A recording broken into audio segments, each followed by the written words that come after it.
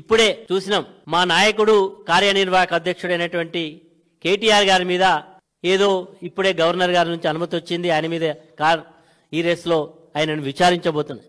కొత్తగా మీరు విచారించేదేంది? ఇదివరకే ఈ విషయంలో కార్ రేస్ విషయంలో ఏసీబీ కోర్టు మా నాయకుడిని 3-4 సార్లు పిలిస్తే వారు పిలిచిన ప్రతిసారి పోయి సమాధానం చెప్పి రావడం జరిగింది. అంటే ఈ రోజు రేవంత్ రెడ్డి గారికి వారి యొక్క ప్రభుత్వం ఎన్నికల హామీలు అమలు చేయడంలో వైఫల్యం చెంది కేసీఆర్ గారి పరిపాలన బెస్ట్ అనేటువంటి సందర్భంలో ప్రజల్లో పెరుగుతున్నటువంటి ఆదరణ చూసి తట్టుకోలేక ఈనాడు కేటీఆర్ గారి మీద కక్ష సాధింపు చర్యలు చేపట్టాలి.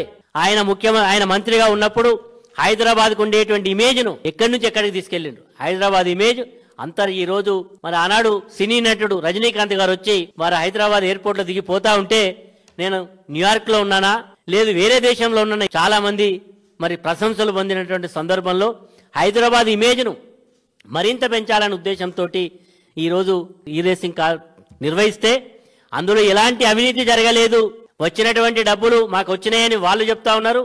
ఇక్కడ ఈ రేసింగ్ కార్యక్రమాలు జరుగుతూ ఉంటే ఈ రోజు కేసీఆర్ గారిని కేటీఆర్ గారిని ప్రభుత్వం కక్షపూరితంగా మరి గతంలో ప్రభుత్వం నిర్వహించినటువంటి దాంట్లో ప్రతి విషయంలో కూడా కమిషన్లు వేసిన్లు.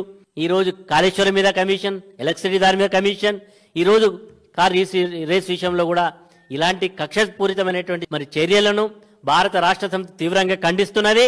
ఖచ్చితంగా మా యొక్క నాయకుడు నిజాయితీగా నిబద్ధతగా ఈ హైదరాబాద్ యొక్క ఇమేజ్ను పెంచడానికి చేసేటువంటి ప్రయత్నం తప్ప ఇలాంటిలో ఎలాంటి అవినీతి లేదు.